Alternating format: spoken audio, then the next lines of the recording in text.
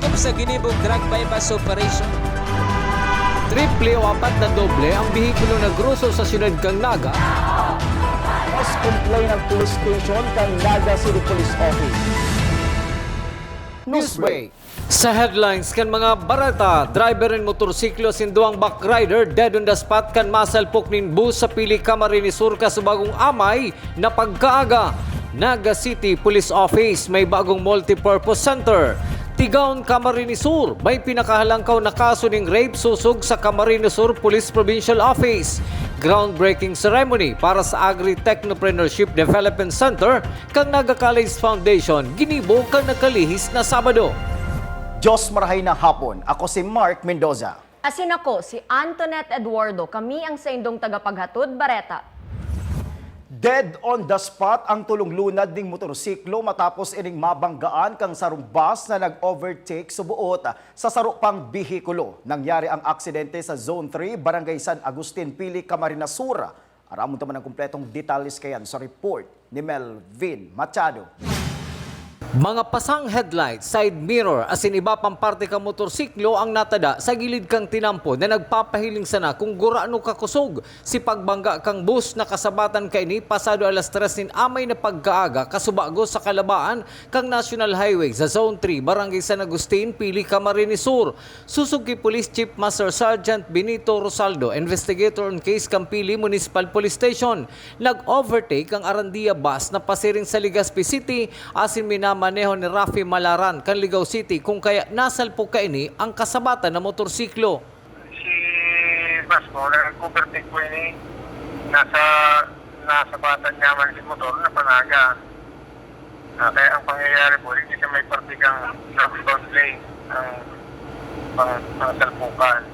Dead on the spot ang driver ka motorsiklo na pinagbistong si Ricky Dasilio asin duang backrider na dai pa pinagpapangaranan. Pagkabot naman, nailing ka na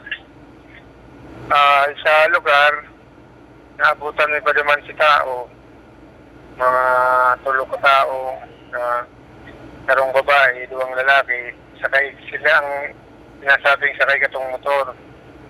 Nabangga pwede kang Arandia bus na pausiring sa Legazpi, si motorman, pasisiring sa Naga. Nanyan po, ining driver kang motorsiklo na pisto na si Ricky Dasilio. Ricky Dasilio na taga San Vicente, Camarines Norte. Nasa custody ngunyan kang PNP ang driver kang bus as ininiahanda na ang kasong isasangat digdi. Para sa GNN TV 48 Naga, Melvin Machado, Newsway. Mientras tanto, may pagirumduman si Police Chief Master Sergeant Jose Benito Rosaldo kan PNP pili sa mga motorista na maging maingat sa pagmamaneho o rugna sa mga nakamotorsiklo na siguraduhon na yaon sa tamang linya para makalikay sa mga aksidente. Hindi po kaya dito man daray inaasahan. Yang siguro ang ano ko dyan, ingat na lang po kita, kung nagdatilag kita. Kung pwede, naiwas ang tinampo, hindi na lang kita sa right post kang tinakpo para lalo yung mga motor sa ang mga autong Dracula pag-araw ka rin oras grabe maririgas. Sa pagpapadagos kan mga Bareta, Naga City Police Office nakapagtugdok nin bagong multipurpose center. Blessing as in unveiling ginibo kasubagong aga. Ang detalye sa report ni Melvin Machado. Nababanga sa duwang parte ang bagong Naga City Police Office Multipurpose Center, ang saro para sa medical and dental facility, asin ang kabanga, visitors lounge. Kasubawang aga, ginibang blessing asin unveiling na pinanginota ni NCPO City Director Police Colonel Nelson Pacalso, asin bisita si Naga City Councilor Omar Buenafe. Susuki Police Colonel Pacalso hali sa pondo kang Naga City Police Office ang ipinatugdok digdi asin sa kontribusyon man subot kang ibang opisyal kang Naga City PNP. Konting background, yung ating tinatawag natin na sa Naga City Police Office Multi-Purpose Center. Kasi nung pumunta tayo dito, dumating yung nag-additional tayo ng personnel, yung dental and medical personnel natin. ay wala silang office, bali dito sila sa likod nag-office. And then kung minsan, at the same time, nagsasabay-sabay ang ating mga conferences. So pag may nakandak dito at may nagsabay, wala tayong ibang space. So naisipan natin na kahit maliit ay hanap tayo ng fund. Mga tulunghas sa apat na nurse na pulis ang Naga City Police Office as pwede sumot mag-schedule nindintista sa PNP Regional Command 5 para magpasiring sa syudad kang Naga kung kinakaipuhan. Inumaw man ni dating PNP Regional Director Asingunyan City Councilor Omar Buenafe ang marine accomplishment ni Police Colonel Pacalso sa Naga City Police Office. Sa ngayon, ang personnel natin dito ay walang doktor. However, may mga nurses tayo na assign dito sa atin. I think 4 sila o 3 to 4 personnel. Ngayon, ang sa dentist naman, meron kami sa region. So, ang usapan is they will schedule yung pagpunta nila dito para sa ating personnel at kung sino man na pwede nilang matulungan. Kaya nga, sabi ko nga, magaling ang leadership na nakapag-isip nitong mga bagay na to at nakahanap ng paraan para maitayo ito despite the limited support dahil limitado rin ang kakayahan ng ating syudad.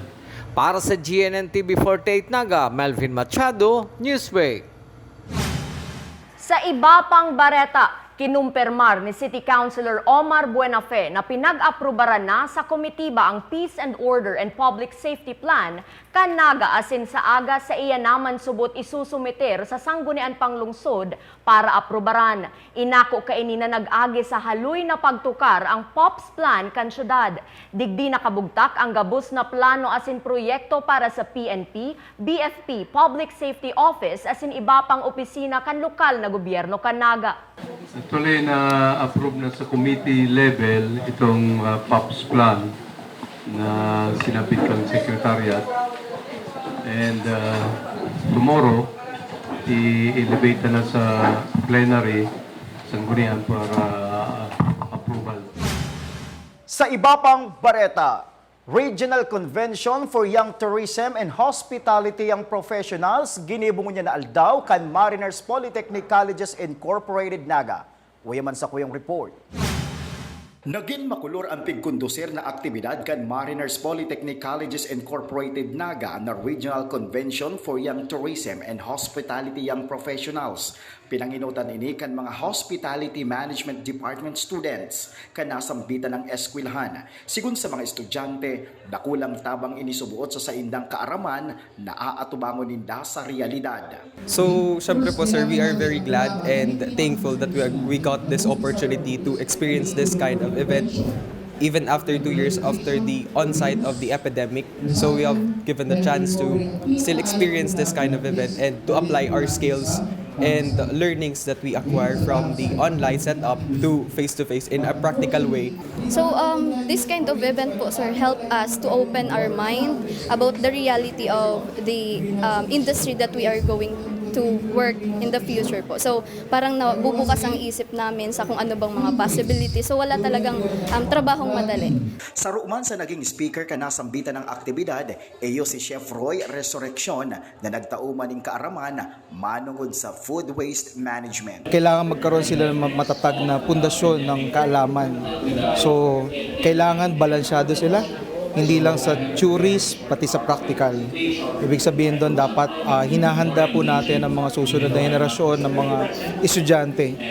Hindi lang sila sapat na may knowledge, kundi meron din tamang ugali. Maging ang Hospitality Management Department Head, dakula man ang sayang pasasalamat sa mga nagpartisipar na eskwelahan sa saindang aktibidad na makalis ang haros 2 taon na dai-expose ang mga aki sa event ninhuli sa COVID-19.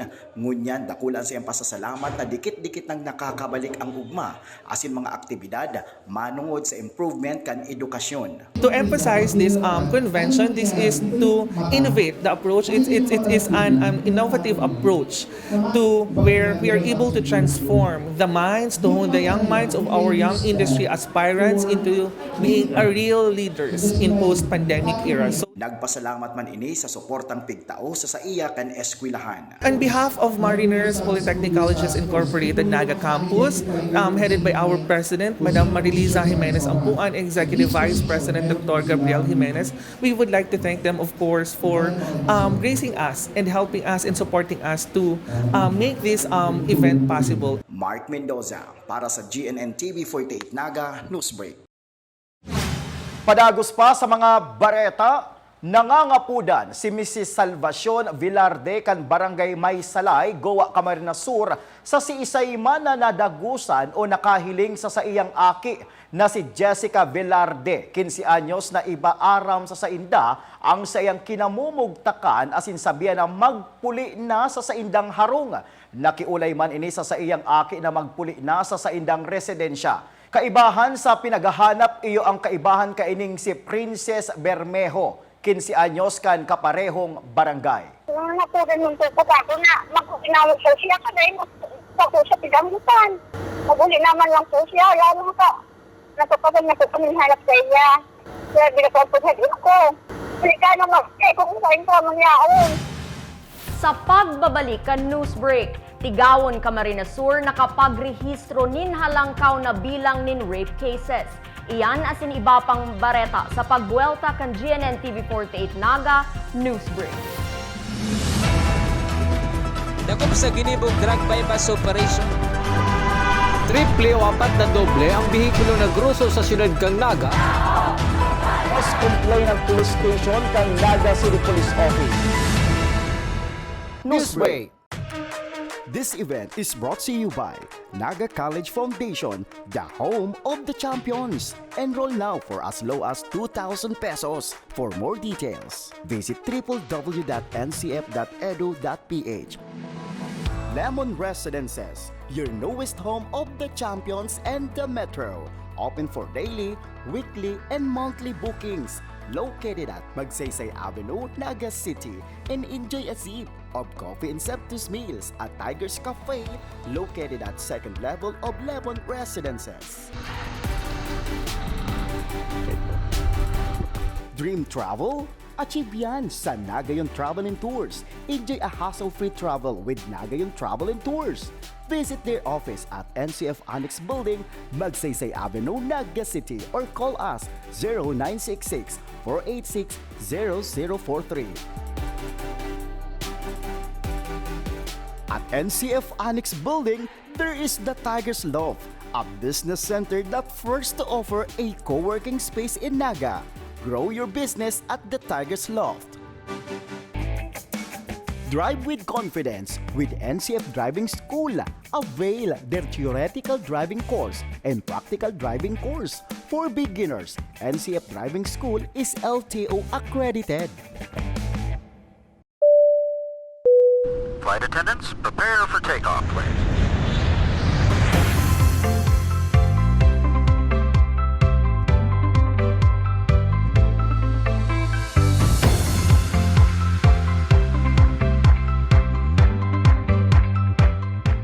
Slip flight vest over your head.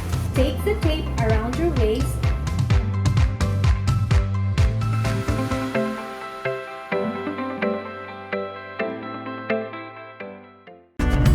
Sa oras ng sakuna, isa sa mga kailangan natin sa ating tahanan ay isang go bag. Ang isang go bag ay naglalaman ng tubig,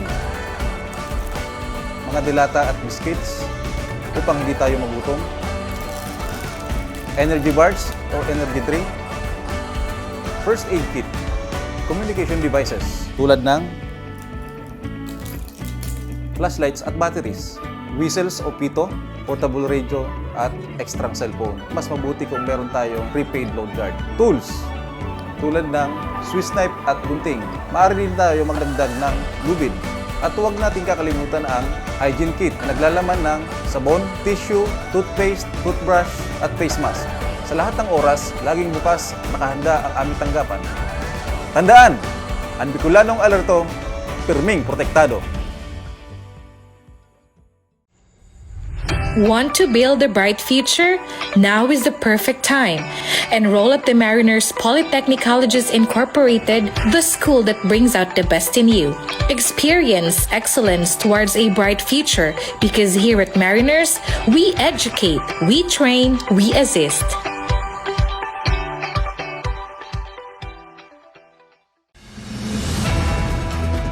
Dakop sa ginibong drug bypass operation.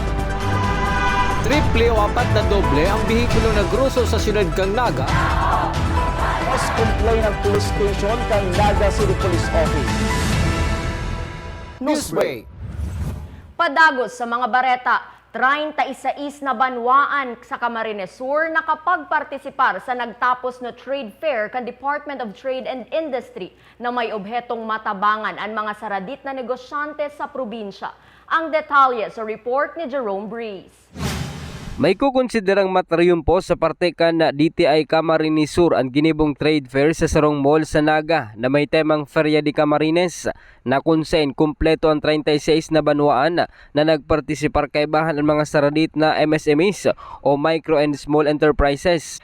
Sigun KJ Ablan ang Provincial Director kan DTI Camarines Sur, haros na doble ang nagpartisipar sa aktibidad na nag-abot sa 220 na MSMEs asin nagabot man sa 1.5 million pesos ang nako ang sales sa 5 aldaw na trade fair.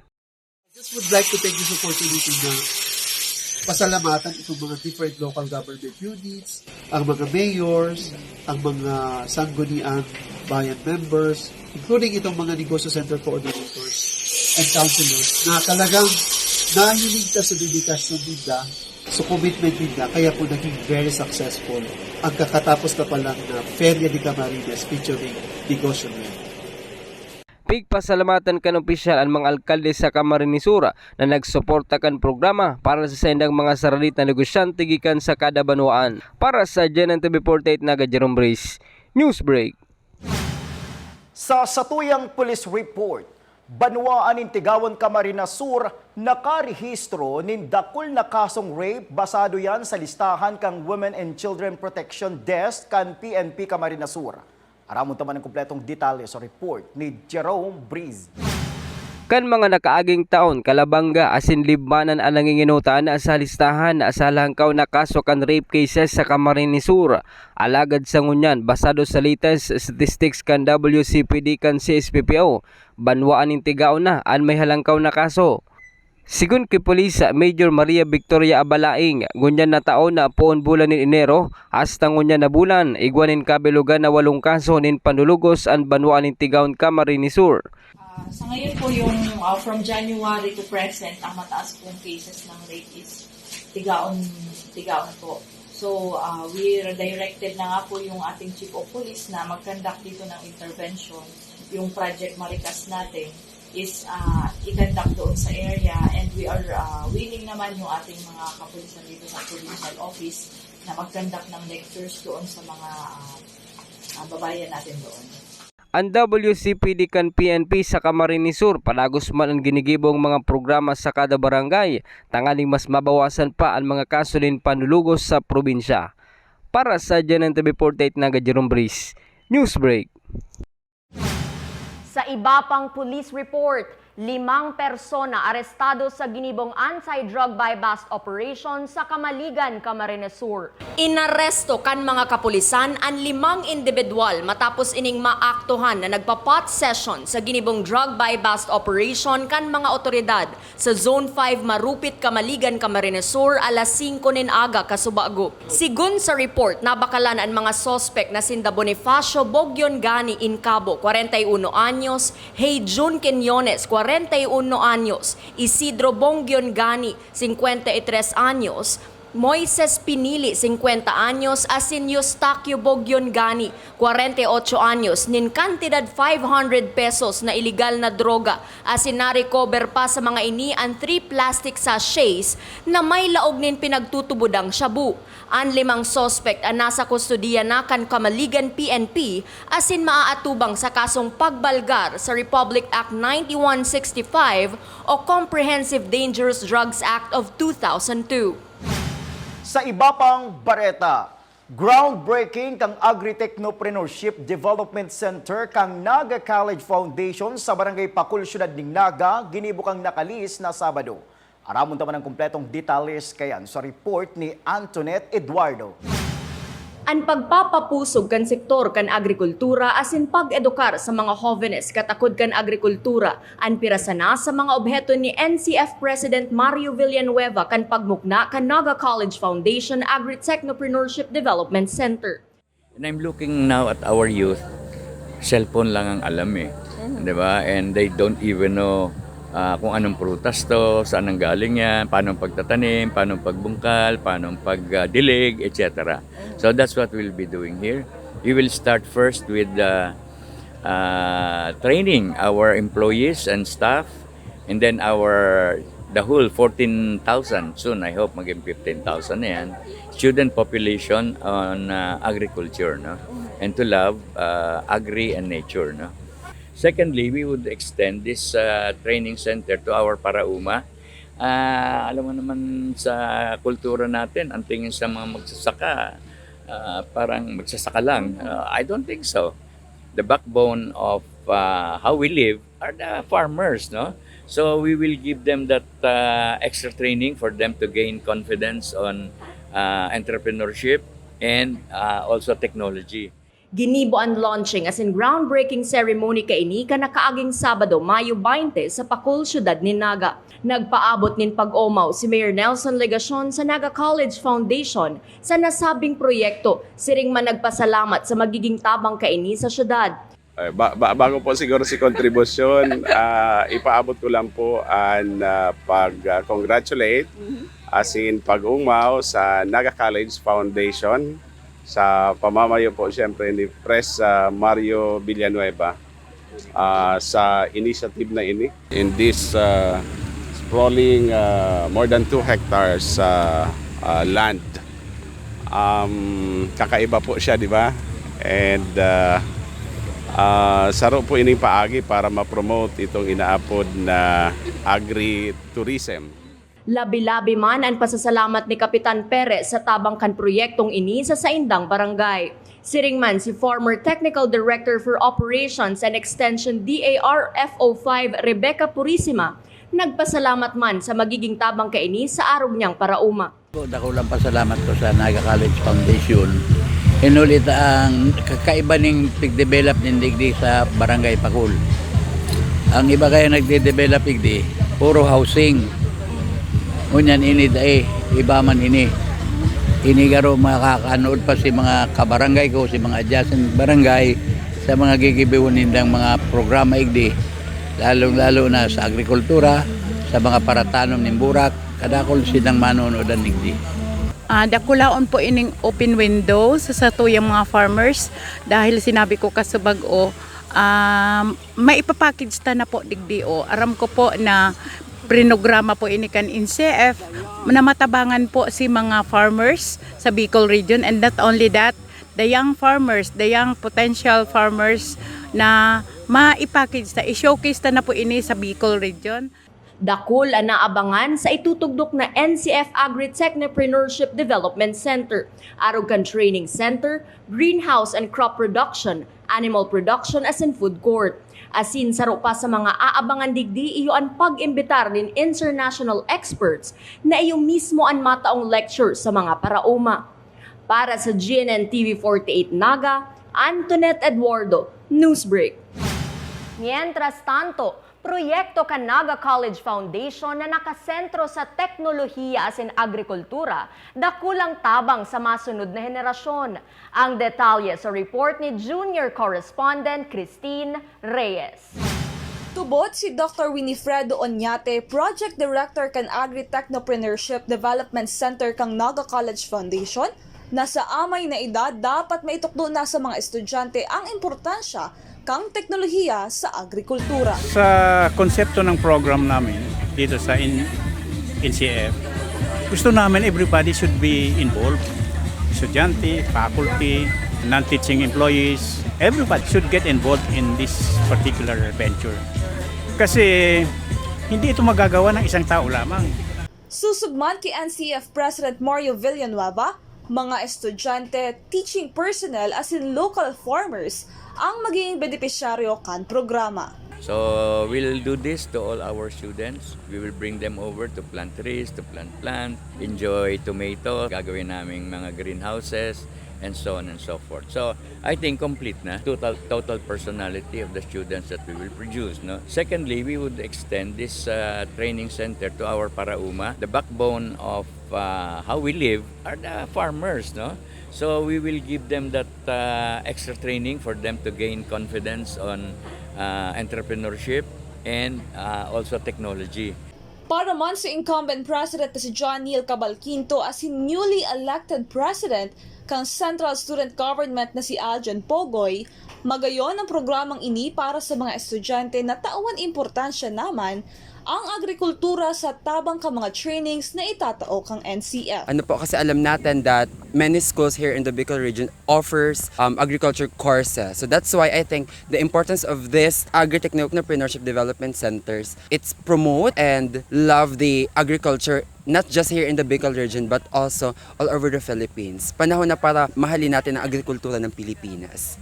I think it's very important to have this kind of event, the Agri-Technopreneurship Development Center, because in the height of innovation and technology, I think it's time to really appreciate the agriculture, and with the initiative of our very own President, Sir Mario Villanueva, magkakaroon ng opportunity ang mga NCians and future students ng NCF. Naging parte pa kan aktibidad kan Sabado ang tree planting na para kay Dr. Oñate na ang mga itatanom ngunyan pag-abot ng panahon matao naman ng bunga asin dakulang pakinabang sa satuya asin sa masunod pang henerasyon. Ini si Christine Reyes para sa GNN TV 48 Naga Newsbreak.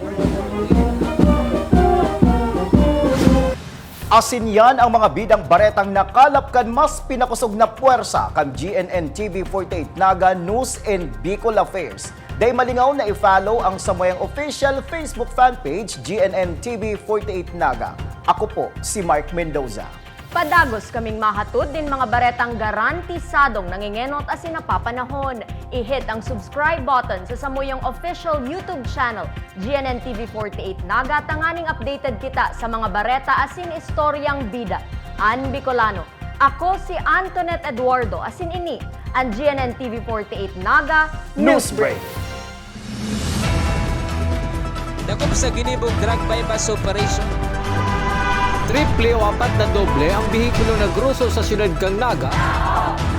Mas complain ng police station kang Naga City Police Office. Newsbreak.